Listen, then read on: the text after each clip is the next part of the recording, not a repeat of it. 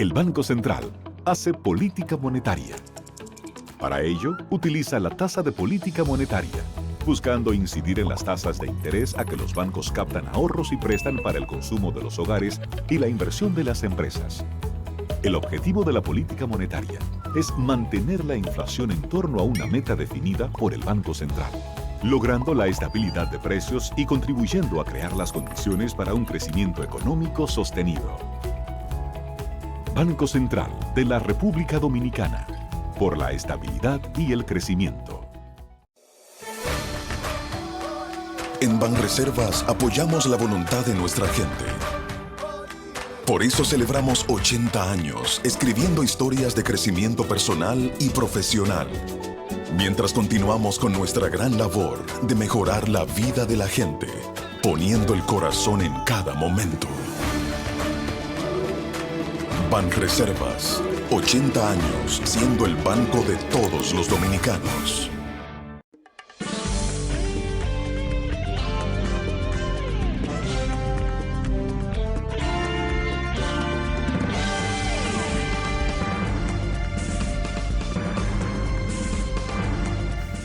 Muy buenas tardes, amables televidentes. Bienvenido a su cita diaria crepuscular y nocturna en Teleimpacto, que es al final de la tarde, despidiendo el sol y comenzando la noche.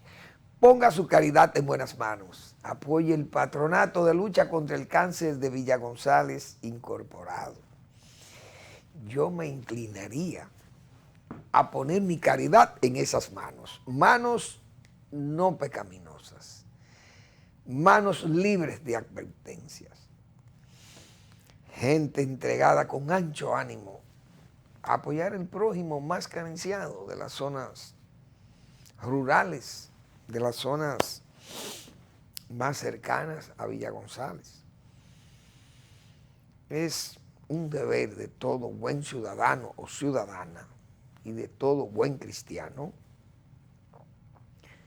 brindar su apoyo a instituciones como estas, a causas como estas, que van en beneficio de gente muy pobre, muy humilde.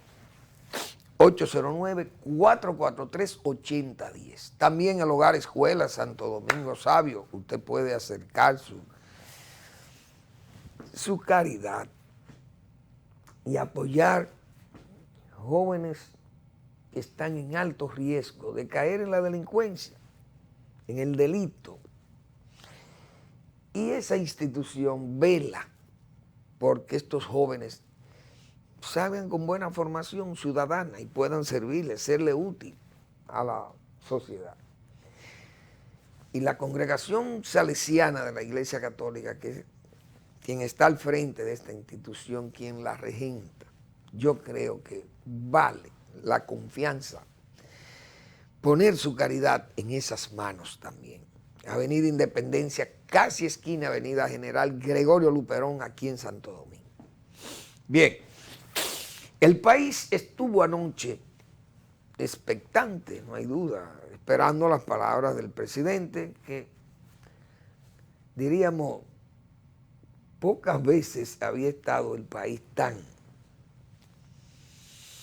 interesado en oír de parte del presidente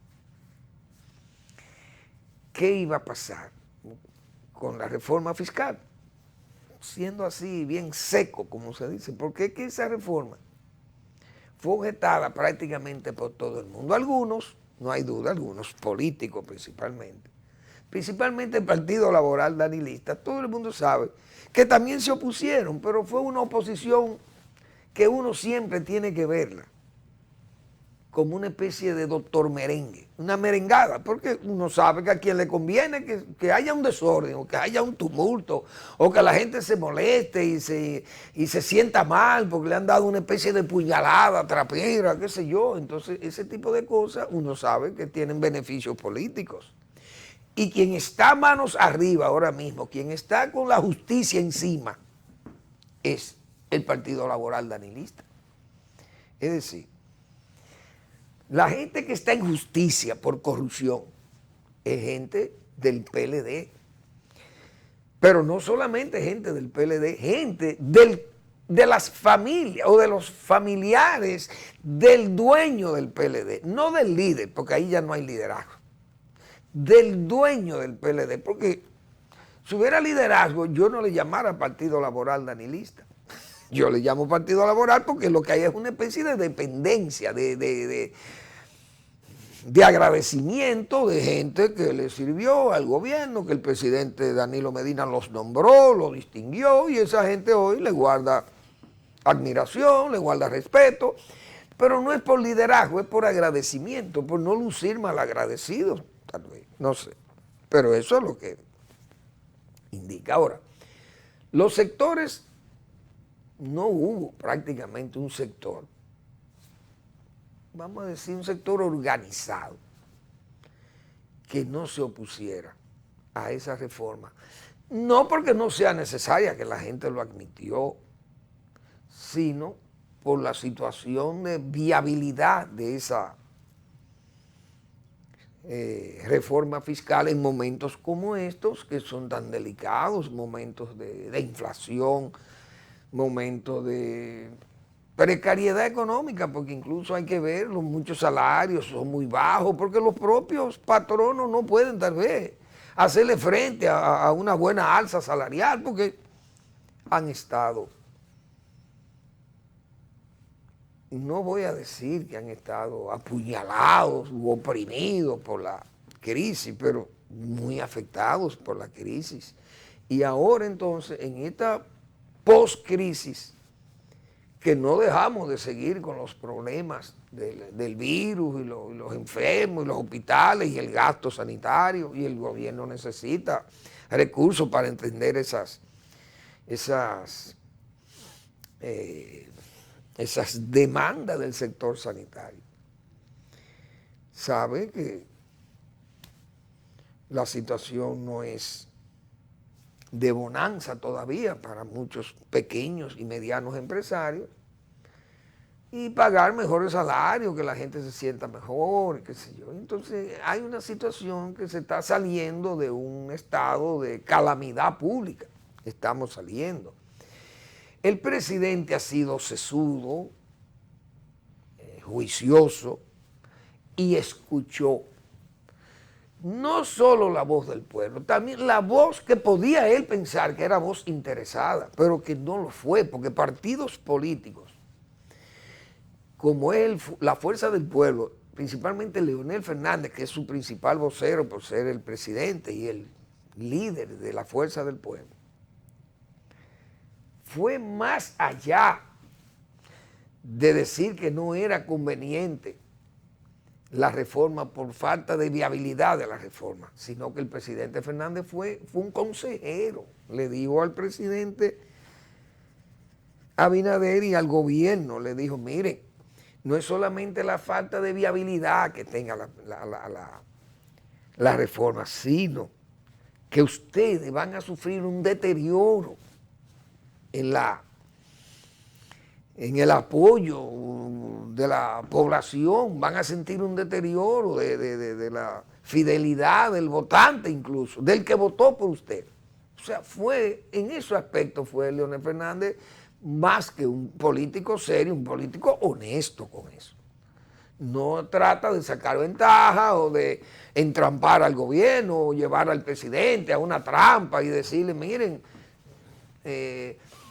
bueno, la reforma es mala porque la reforma es mala, pero bueno, si va la reforma, pues tendremos que aceptarla porque no vamos a derrocar el gobierno.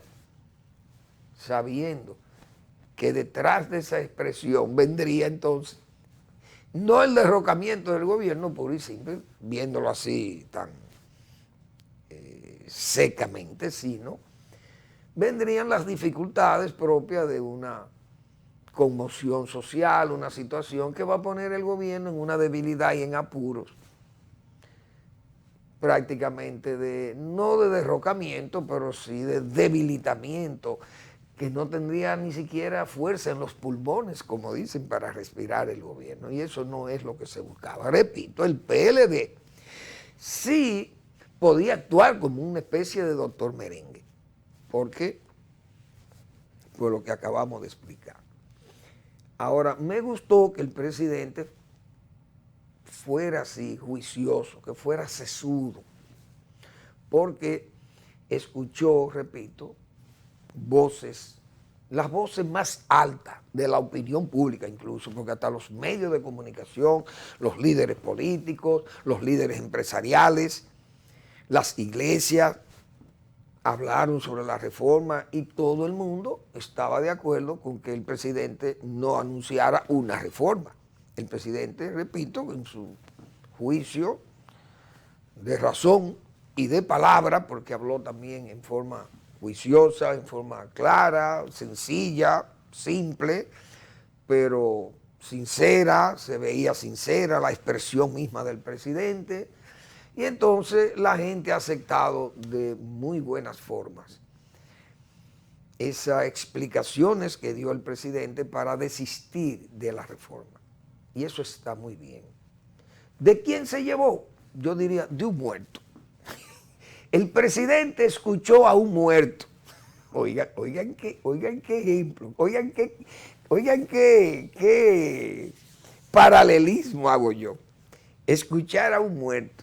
Siempre Manuel Fermín, por ser quizás un fanático de Balaguer, pero sí llegué a expresar muchas veces aquí. El presidente debe imitar a Balaguer, no actuar como Balaguer, pero imitar a Balaguer. ¿Qué quiere eso decir? Que usted, dentro de una situación nueva, usted usa los mecanismos, las herramientas de esa situación nueva, y usted puede adecuarla, la utilización de esa herramienta, adecuarla a como el propio Joaquín Balaguer la hubiera utilizado. ¿Por qué yo digo esto? Porque siempre nosotros mantuvimos el criterio aquí de que el presidente, desde que tomó el poder, dijimos que el gobierno debía ser un gobierno que imitara a Balaguer en el sentido de que Balaguer en un momento difícil, lo primero que impulsó fue una ley de austeridad. Y la ley 13, aquella famosa ley 13 para congelar precios de productos de primera necesidad, cosa que ha sido derrotada ya por la misma liberalidad del comercio actual en el mundo de hoy. Vi ahora que en Argentina, pero Argentina es una locura, eso es una novela política lo que hay en Argentina. 1.500 productos congelado el precio en Argentina, en plena época de liberalización de los mercados. Imagínense ustedes aquella locura que el empresariado argentino inmediatamente respingó, como dicen, y rechazó esa medida, porque eso es imposible, porque estos son tiempos que hay una evolución y hay inflación externa. Imagínense ustedes ahora con esta inflación externa. Ni siquiera en Venezuela, los Chávez ni Maduro pudieron, Maduro no pudo con esa situación, y querer congelar precios, Chávez igualito. ¿Y qué pasó? Quebraron muchísimas empresas, porque entonces el gobierno, la que no cumplía con los requerimientos del gobierno, entonces tenía que salir del mercado, o el gobierno Oigan, Chávez llegó a intervenir instituciones empresariales, compañías grandes de Venezuela, llegó a intervenirla para... diríamos, dirigirla al propio Estado. O sea, el dirigismo estatal. Porque es un socialismo, y es el comunismo, y es el cubanismo, y nosotros es el socialismo del siglo XXI, y si el capitalista que está allí no quiere aceptar la disposición del gobierno, aunque sea un contrasentido o una absurdidad económica, pero el hombre tiene que quebrar, él tiene que endeudarse, quebrar para que el pueblo entonces compre barato. Una cosa absurda. Llevó a todo el empresariado, la empresa venezolana quebrada, y hoy está Venezuela quebrada, un país rico, pero quebrado por esa locura y además por el robo. Te voy a hablar más luego de eso. Entonces, el presidente Abinader, con mucho juicio, imitó a Balaguer, digo yo, por esas políticas que tomaba Balaguer. El presidente ha dicho, bueno, vamos a nosotros a controlar el gasto. Ya de hecho hemos ido controlando el gasto. Anunció una serie de medidas como bajar la publicidad, pero no es solo la publicidad. El gobierno tiene, el presidente, no es el gobierno, sino el liderazgo del presidente Abinader.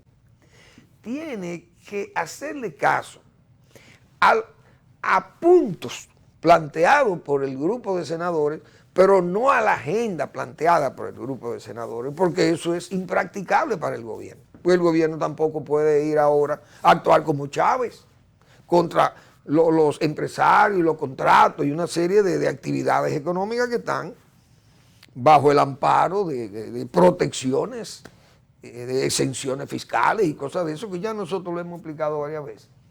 Y que esas cosas no se pueden manejar en forma tan alegre como han querido los senadores plantear eso y llevar al presidente a una especie de patíbulo, de ultimátum. Más que de ultimátum, de celada, porque prácticamente como para que el gobierno se derrique por ahí, porque ¿qué forma es esa?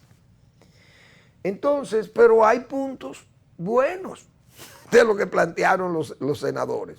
Las exenciones a ellos mismos, los senadores. El barrilito, el cofrecito de los diputados, toda una serie también de exenciones que hay a muchísimas instituciones que no merecen eso, porque no lo pueden tener, no deben tener eso, esas facilidades. Entonces el gobierno puede ahorrar y puede también. No es solamente ahorrar sobre la base de que, bueno, el gobierno anterior tenía 24 nóminas allí, nosotros redujimos eso a 2 nóminas, a una nómina, quitamos 23. No es por ahí, porque esa número 1 que queda ahí también está de más, probablemente. Entonces, todos estos organismos que han hecho del Estado elefantiásico, como hemos dicho nosotros, esos organismos hay que podarlos. El gobierno lo que tiene que podar el Estado. Y si no podan el Estado, no es verdad que los ahorros se van a ver. Va a tener algunos ahorros, pero van a venir entonces, el gobierno va a decir, bueno, señores, miren, en vista de que yo no apliqué la reforma, pero miren, pásenme ese préstamo de 400. Y así va a seguir el préstamo fácil, porque el gobierno no se va a poder manejar. No es verdad que va a manejar ese déficit si no toma préstamo. Porque con los ahorros que haga el gobierno, ya al nivel de endeudamiento y de compromiso que tenemos nosotros, será muy difícil que no necesite del préstamo. El gobierno va a seguir buscando los préstamos, tal vez no en las cantidades que se han movido, pero van a necesitar préstamos. Porque lo primero que van a alegar algunos de los consejeros del gobierno, consejeros económicos del presidente, pero es que nosotros estamos pagando más de 200 mil millones de pesos en intereses y capital, entonces estamos exportando divisas, y nosotros, si pagamos 200 mil millones de pesos, es decir, estamos pagando 4 mil millones de dólares entre intereses y capital. Si pagamos 4 mil millones y no tomamos préstamos más que por 1.000, estamos exportando 3 mil millones de dólares. Y eso no conviene. Entonces el gobierno sale y dice, bueno, yo estoy exportando 4 mil millones de dólares en pago de deuda y servicio de la deuda. Por tanto, yo tengo que reponer esos 4 mil con préstamos y voy a coger 3 mil millones, 3.500 millones de dólares de préstamos. Entonces vamos a seguir en esa rueda, en ese rollo que cada día se va haciendo más grande, como si fuera enrollando hierba de corte, qué sé yo, pasto. Y no podemos seguir en eso porque el país no resistiría a eso. Entonces la reforma puede ser aplazada, porque el propio presidente de la Fuerza del Pueblo, Leonel Fernández, ha dicho la reforma es necesaria, lo que no es viable ahora, y es correcto que el presidente también entienda que ahora no es posible, pero uno sabe que estando el 22 y el 23, principalmente el 23, tan cercanos del 22, esta reforma hubiera sido de aplicación para el 22, no hay duda de ello. Como se aplaza en el 22, lo más probable es que se pueda aplicar en el 23, pero es que en el 23 está ya la efervescencia electoral. ¿Y usted cree que el gobierno va a mandar una reforma en el 23? No habrá reforma. Lo que quiere decir que de aquí al 24 lo que va a haber es préstamo. Repito, tal vez con más prudencia que como ha pasado. El gobierno tiene que dar fe, prueba, pruebas fehacientes de que será un gobierno disciplinado, ahorrativo, no manirroto. Tendrá que verse la cara con su propio partido, que le ha exigido que le ponga a su gente en la administración pública a cobrar, porque ya no caben para trabajar, porque el Estado ya es elefantiásico. Vamos a esperar. El gobierno, el presidente ha dicho que va a defender con lupa cada peso, que luchará porque ese peso le llegue al pueblo dominicano, que es el representado por él, que el gobierno será prudente en el gasto, que recogerá muchos de sus gastos superfluos, sus fastos y sus cosas que no son necesarias. Las prioridades serán atendidas, pero las no prioridades serán aplazadas. Muy bien. Tiene el pueblo que seguir observando.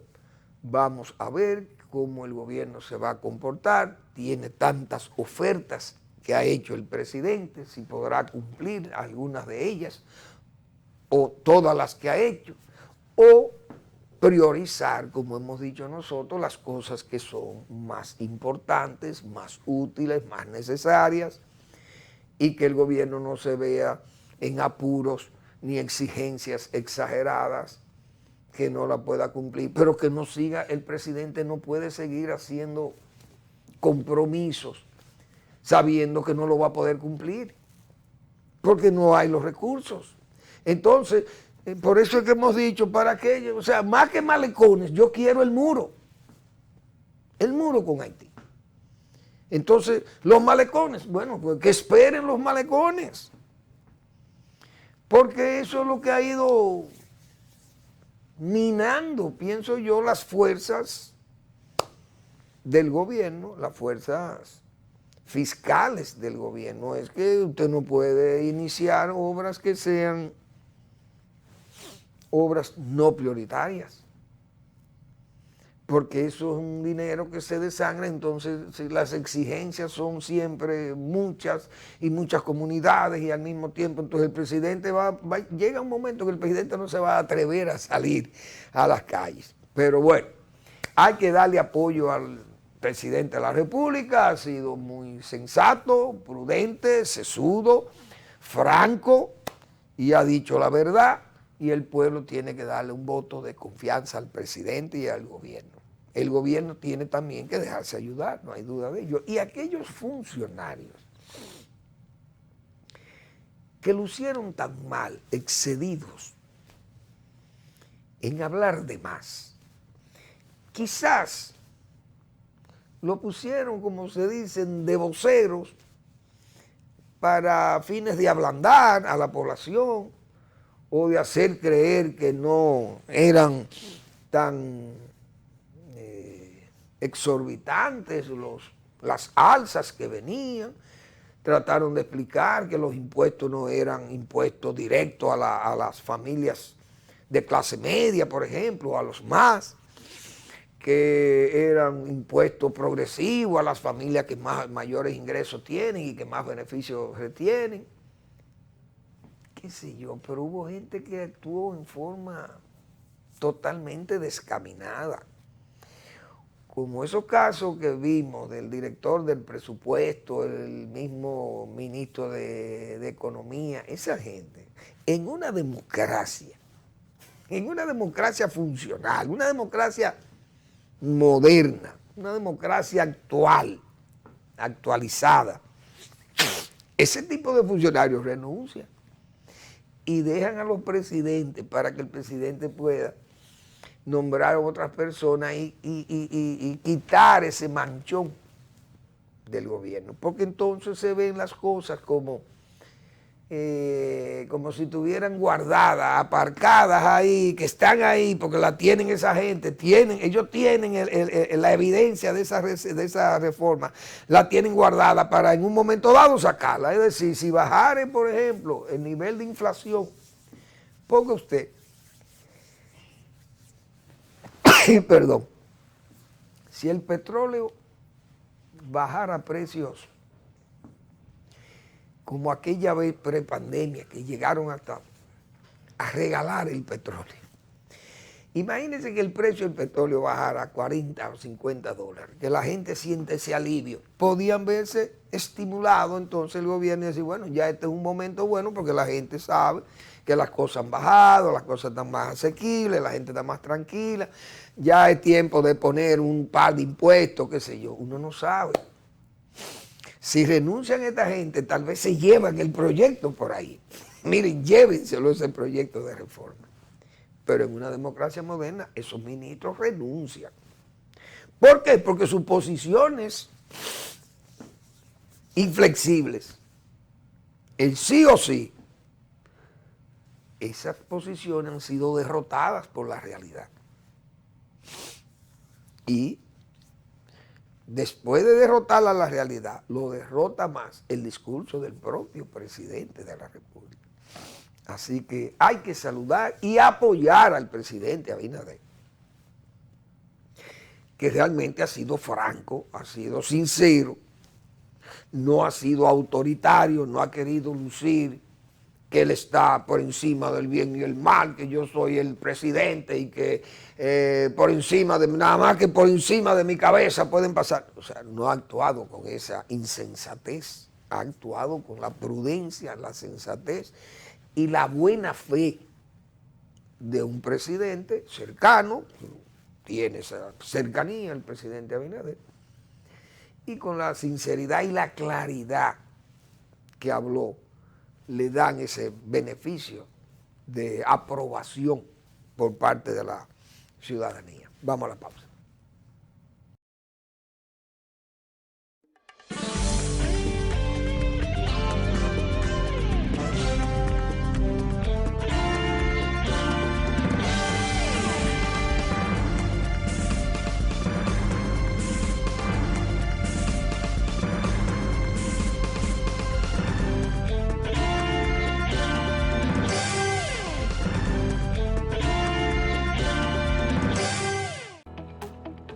El Banco Central hace política monetaria. Para ello, utiliza la tasa de política monetaria, buscando incidir en las tasas de interés a que los bancos captan ahorros y prestan para el consumo de los hogares y la inversión de las empresas. El objetivo de la política monetaria es mantener la inflación en torno a una meta definida por el Banco Central, logrando la estabilidad de precios y contribuyendo a crear las condiciones para un crecimiento económico sostenido. Banco Central de la República Dominicana, por la estabilidad y el crecimiento. En Banreservas apoyamos la voluntad de nuestra gente. Por eso celebramos 80 años escribiendo historias de crecimiento personal y profesional, mientras continuamos con nuestra gran labor de mejorar la vida de la gente, poniendo el corazón en cada momento. Banreservas, 80 años siendo el banco de todos los dominicanos.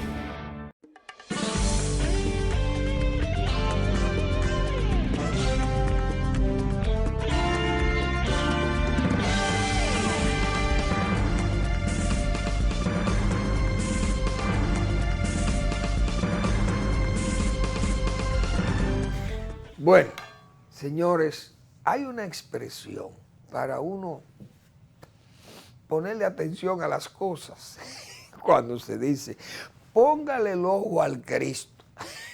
Y al Cristo si es de plata, también se decía antes. No siempre se ha dicho eso, ojo al Cristo. Cuando uno ve un organismo de Naciones Unidas que le da su visto bueno y que apoya y se siente tan agradada la representante de UNICEF en el país. La UNICEF es un órgano de Naciones Unidas para la infancia, creo que es la definición. Organismo de Naciones Unidas para la Infancia y la Familia, creo que es así que se llama, UNICEF. Y vimos que una señora representante en el país de UNICEF, se sintió muy contenta, muy agradada con las nuevas disposiciones que se están tomando con el registro civil. en la Junta Central Electoral. Y eso llama a uno a aprehensión. ¿Por qué llama a aprehensión? Porque uno sabe el interés que hay de Naciones Unidas y de los organismos de Naciones Unidas para que República Dominicana asuma el problema haitiano. Pero no que lo asuma con los adultos que vienen y se quedan aquí 15 años y después aparece una mesa de migratoria pidiendo que eso, ya esa gente no puede mover a Haití porque allí ellos no conocen a nadie. Ah, qué bien, ¿eh? Entonces así vienen 1 millón, 2 millones, 60 millones de haitianos, entrarán al país, se quedan 15 o 20 millones, se quedan 15 o 20 años porque la autoridad nacional se hace el caprino demente. Y entonces, a los 20 años, esa gente no puede volver a Haití porque esa gente ya no conocen a nadie allí. Qué buena excusa. Entonces, vamos a hacer los dominicanos. Danilo Medina. Decreto, ley, firmando, Danilo Medina. Promulgando ley, Danilo Medina. Y entonces, el gobierno de don Luis Abinader, retórica. Yo no quiero haitianos aquí sin papeles. Yo no quiero haitianos aquí legales. Yo no quiero haitianos aquí dando tumbo. Van para su país. Eso es el presidente Abinader, pero no vemos nada. Hay que decir esa verdad también, porque son de cal y de arena. Saludamos al presidente, respetamos al presidente, pero en materia migratoria el gobierno dominicano sigue haciendo igualito que los demás. Incluso, este gobierno legalizó, creo yo, 50 haitianos que le quedaron al traidor de Danilo Medina. De aquellos 50,000 y después 1,700, 750 más, parece que nada más llegaron 700. Y los últimos 50 lo dotó el gobierno nacional de eso.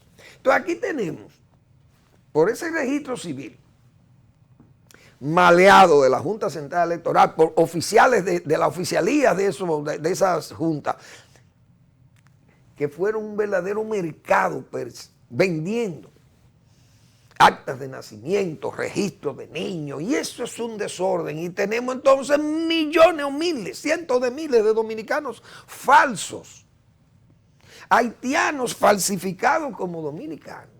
Y entonces estamos con militares, policías, funcionarios.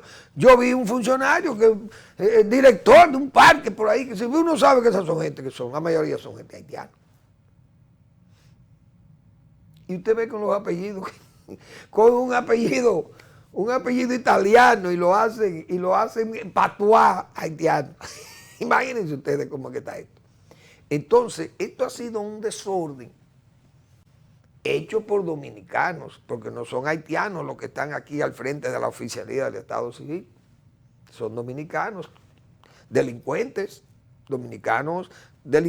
traidores, que se han prestado a todo por el dinero, vendiendo actas de nacimiento y vendiendo registros de niños y cosas de esto, y levantando actas ¿cómo se dice?, de tardías y haciendo haitianos, convirtiéndolos en dominicanos, y así han hecho todo aquí. El ejército y la policía están llenos de haitianos. Y el gobierno y los partidos políticos llenos de haitianos. Bueno, claro, son haitianos, pero tienen nombre dominicano, cédula y de todo, normales, dominicanos. Y hablan muy bien el español. Pero son gente de origen haitiano, ilegales, falsificados, dominicanos falsificados. Entonces después hay que legalizarlo. Y así hemos legalizado millones. Millones de haitianos se han legalizado. La Junta Central Electoral está dirigida por un presidente que ha actuado con mucha precipitación. El hombre no ha pegado una.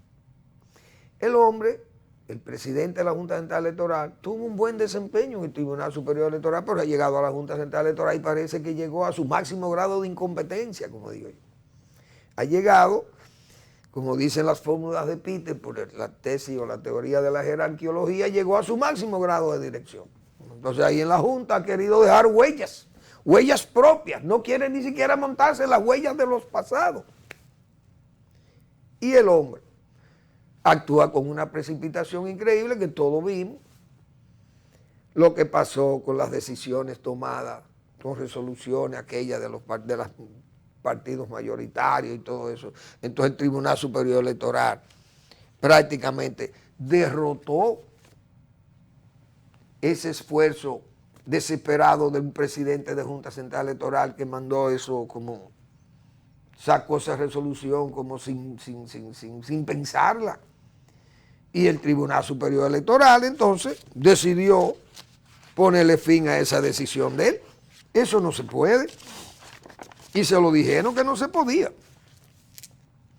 Pero él actuó en forma desesperada y así andamos full ahora de problemas, tanto por el registro civil como los problemas políticos que tuvo la fuerza del pueblo, tuvo que ir a tumbar eso al Tribunal Superior Electoral, tumbar esa decisión por resolución, y bueno, y fue un revés para la Junta, discreto, porque no vamos a decir que fue una cosa que la Junta quiso como avasallar, la fuerza del pueblo quiso avasallar la Junta Central Electoral, pero tuvo que quejarse porque estaban jugando con su propia existencia. Y además no era un favor que le estaban haciendo, era basándose en asuntos constitucionales.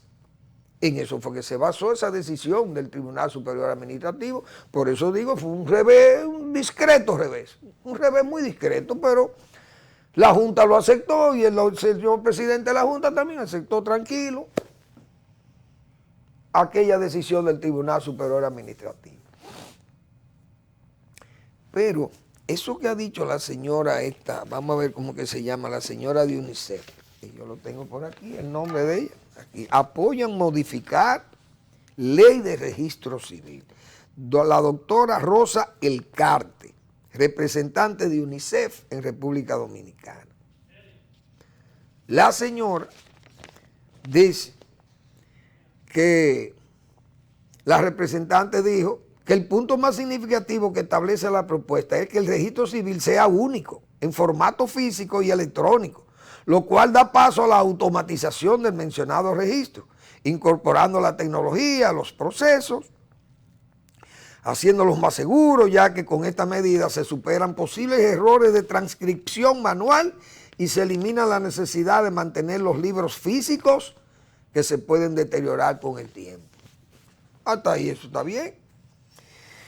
Además, contempla que la declaración de nacimiento podrá realizarse en el lugar donde ocurrió el nacimiento o en el lugar de residencia de la madre y o el padre, por lo que en los casos en que la madre da a luz en un municipio distinto al lugar donde vive y no pueda hacer la declaración de su bebé en el hospital donde ocurrió el nacimiento, que sigue siendo lo recomendable, podrán hacerlo en la oficialía de su municipio. Desde la UNICEF valoramos muy positivamente que la propuesta de modificación elimine el trámite judicial para el registro tardío, porque eso es lo que quieren las Naciones Unidas, que se eliminen eso. Eso ir a un juez para que cada caso de un haitiano de esto tenga que conocerlo un juez, eso es una cosa complicada, mientras que si quitan ese trámite, es muy fácil la corrupción y las facilidades. Mire mi acta de nacimiento aquí. Ni siquiera tiene que valorarlo un juez. Ya no tiene que ir a un tribunal. ¿Usted se imagina un haitiano declarando ante un juez serio, y que ese juez le diga al haitiano, mire, y usted tiene padre y madre aquí? No, ya ellos murieron. ¿Dónde están enterrados? ¿Dónde están las actas de funciones de esa gente? ¿Quiénes fueron los testigos de eso? ¿Y quién lo registró a usted aquí como padre para registrarle a estos niños? No es lo mismo usted enfrentarse a que aparezca un juez serio o una jueza seria. Pero se elimina ese trámite. Digo, para un dominicano eso es excelente, porque el dominicano es dominicano. Y está bien que eso es una traba, pero es una traba para ese tipo de extranjero que quiere pasar como dominicano y que ya está probado que hacen todo lo posible en forma de fraude para convertirse en dominicanos. ¿O no están las pruebas ahí? La verdad que esas coincidencias, yo no voy a decir que la Junta Central Electoral, esta, se preste a hacer cosas indebidas, pero puede, por la misma bisoñez o por la misma desesperación y este afán de dejar huellas que tiene el presidente de la Junta Central Electoral, podría provocar entonces un daño al registro civil en la República Dominicana, porque lo extraño es que Naciones Unidas venga y se ofrezca aquí y hable también de esas reformas. Pero ¿cómo es posible que ustedes tuvieran 15 años dirigiendo a Haití y no ayudaran a que Haití hiciera un registro civil allí? ¿Por qué no lo hicieron? ¿Por qué no ayudaron a Haití? Que es la única nación en el área que presenta ese inconveniente. Porque todas las islitas, las demás islitas del Caribe y de los países de Centroamérica y los países de Sudamérica, todo el mundo tiene su registro civil. Pero el único país que anda, como dicen, ese anda como si fueran bestias, es Haití.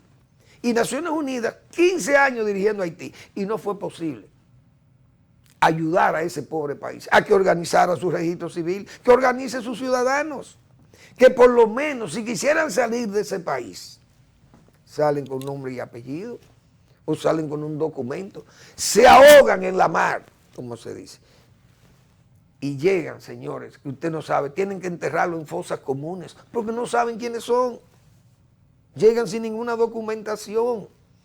Por lo menos los africanos del norte de África, los que llegan en las pateras a Europa cuando zozobran en el mar Mediterráneo y flotan los cuerpos, los dueños de funerarias y esas cosas que trabajan con eso, reciben esos cadáveres, pero reciben alguna información. Mire, el hombre llega con una cédula, con un registro de quién es, y de ahí van a Tánger, van a Marruecos, van a Libia, o van a qué sé yo, al Sahara español, o van a Melilla, y aparece por ahí la persona, un familiar, y saben quién es.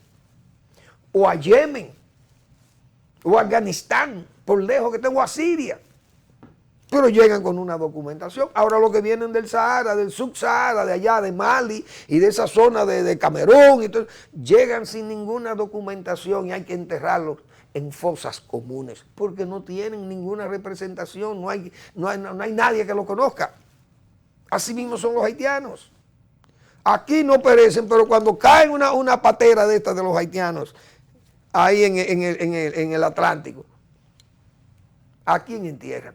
No tienen nombres ni apellidos, no tienen identificación.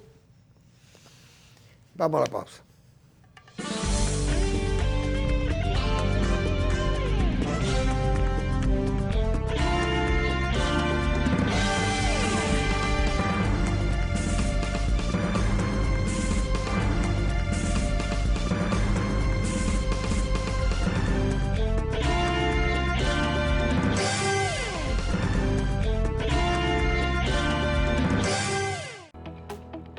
El Banco Central hace política monetaria. Para ello, utiliza la tasa de política monetaria, buscando incidir en las tasas de interés a que los bancos captan ahorros y prestan para el consumo de los hogares y la inversión de las empresas. El objetivo de la política monetaria es mantener la inflación en torno a una meta definida por el Banco Central, logrando la estabilidad de precios y contribuyendo a crear las condiciones para un crecimiento económico sostenido. Banco Central de la República Dominicana, por la estabilidad y el crecimiento. En Banreservas apoyamos la voluntad de nuestra gente. Por eso celebramos 80 años escribiendo historias de crecimiento personal y profesional, mientras continuamos con nuestra gran labor de mejorar la vida de la gente, poniendo el corazón en cada momento. Banreservas, 80 años siendo el banco de todos los dominicanos.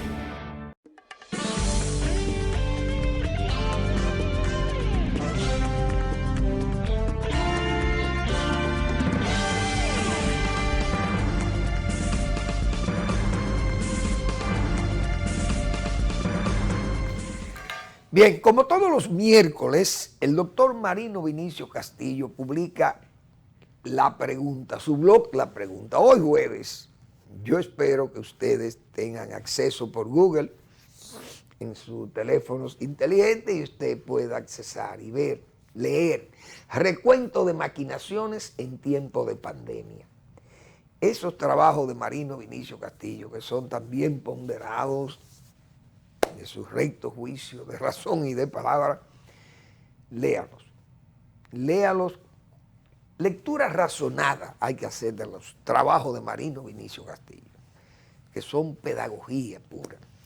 y esas vivencias de Marino Vinicio Castillo, esos viejos saberes de Vincho, son interesantísimos. Vaya por Google, accese al blog La Pregunta del doctor Marino Vinicio Castillo. Bueno, el Partido Laboral Danilista tiene juramentaciones el domingo en Santiago. Y eso está muy bien, porque los partidos políticos, ese partido, quieras o no, ellos tienen que mantener esa organización, lo que quede ahí, su núcleo duro de seguidores incondicionales jurados de Danilo Medina, gente que le sirvió en su gobierno, que fueron sus ministros, sus viceministros, que fueron sus empleados de más alto nivel. Esa gente son los dueños de ese partido y son esa especie de varonía, que es la que está al frente de ese partido y que da la cara y salen y hablan y se manifiestan y organizan actos del Partido Laboral y se sienten comprometidos con su líder, Danilo Medina, que es un hombre que ha demostrado que está en condiciones muy erráticas, porque nadie acrede comete ese tipo de imprudencias, si ellos no lo quieren ver como errores, pero imprudencias políticas que rayan en la indecencia política, porque esa es la realidad. Pero dentro de esas pretensas juramentaciones, como yo le he dicho que hubo en San Cristóbal y que hubo en La Vega, qué sé yo, porque no dan nombre, ni siquiera nombre de los titulares, de los líderes, de los que pueden llevar núcleo de gente al acto. Entonces, si van a hacer ese acto de juramentación en Santiago, a mi amigo Héctor Olivo, que lo vi tan exclamatorio en La Vega, pero anunciando cosas en el aire, anunciando, aquí hay 2.500 dominicanos que se están juramentando, usted no sabe quiénes son esa gente. Mencionen algunos nombres, por lo menos, tengan un listado ahí. Miren, aquí de estos 2.500 vamos a mencionar 24, un 10%, 25, vamos a el 10%. ¿Cómo es? Sí, el 10% de 500, bueno, de 2.500 sería, el 10% son 250. Bueno, pero el 1%.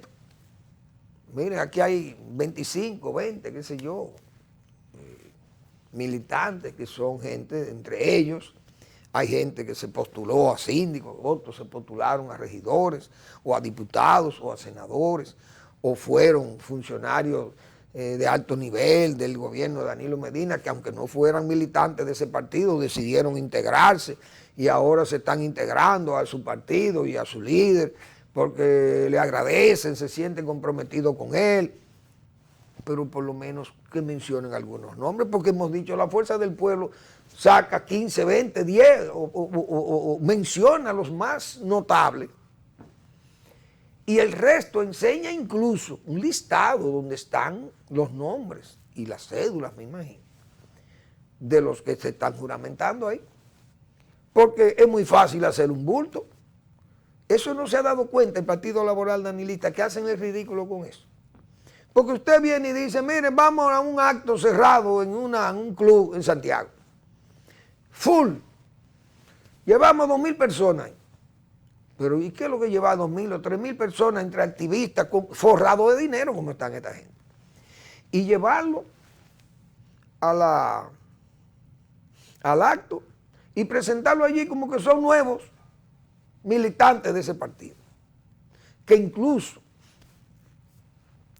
como es gente que llega sin ninguna información, ninguna formación política, entonces invocan a Juan Bosch, un hombre como Juan Bosch, que era un adversario jurado de usted llevar gente, por llevarlo a formar parte de su partido. Porque también que ustedes quieran hacer su partido grande y que quieran hacer un partido fuerte, pero también pesa lo cuantitativo o lo cualitativo. ¿Qué es lo que pesa? Porque por lo menos que vaya lo cualitativo, se vaya fortaleciendo esos cuadros y esa gente entonces atraen y salen a promover las políticas, a promover las propuestas, y entonces esa gente atrae, sigue atrayendo y es una especie de polinizadores.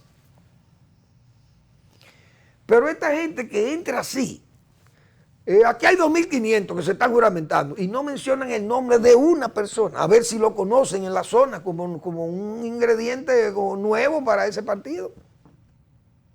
Una afiliación nueva, un nuevo afiliado. No, tal vez el mismo afiliado reciclado. Y entonces, ¿qué mérito tiene eso? Entonces eso es un engaño, un autoengaño y un engaño al mismo tiempo a la población que no le cree y lo que hace es que le desacredita más al partido. Entonces, ese partido laboral danilista, que por favor, el domingo, si van a juramentar nuevos miembros en Santiago, que por lo menos Santiago es una provincia muy grande y muy importante, y hay mucha gente que tiene cierto prestigio político, profesionales, comerciantes, empresarios, u obreros, gente de la base, campesinos, que pueden ser líderes del campo también, productores agropecuarios. Entonces esa gente son gente conocida en sus comunidades. Fulano de tal es la pedanía de El Limón de Villa González. Bueno, pues está bien, un señor alcalde pedáneo de Villa González, eso es una persona importante en la zona, porque nosotros tal vez desde aquí no lo vemos como importante, el alcalde pedáneo. Pero el alcalde pedáneo, los compañeros de él, los ciudadanos que viven en la comunidad de él, le respetan y lo ven con respeto. Es una autoridad. Entonces, si esa gente se va a integrar a un partido político, es bueno que se sepa, que sepamos los nombres. Si son 2.500, pues lleven 25 nombres y publíquenlo ahí de gente que sean conocidos en las comunidades. En las dos últimas juramentaciones, por eso le llamo pretensas juramentaciones, el Partido Laboral Danilista no ha mencionado el nombre de una persona, una sola persona.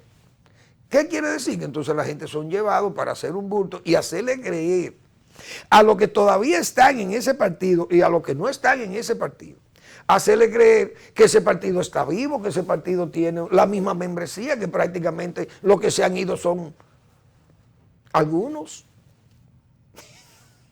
Bueno, la verdad que las cosas que uno tiene que ver en este país son increíbles. Bueno, ya para retirarme, pero hay un reglamento que se está estudiando en el gobierno. Yo creo que el gobierno tiene que corregirlo.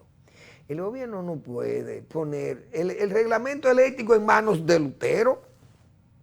Es decir, un reglamento eléctrico para el pacto eléctrico. Entonces la normativa que se va a aplicar ahí, las leyes que se van a modificar o a adaptar para ese pacto eléctrico, no es justo que estén en manos de Lutero, de un Lutero eléctrico. ¿Por qué yo digo esto? Porque el señor Macarrulla es el que está encargado de establecer ese reglamento, de arreglarlo, de hacerlo y adaptarlo o adecuarlo al pacto fiscal.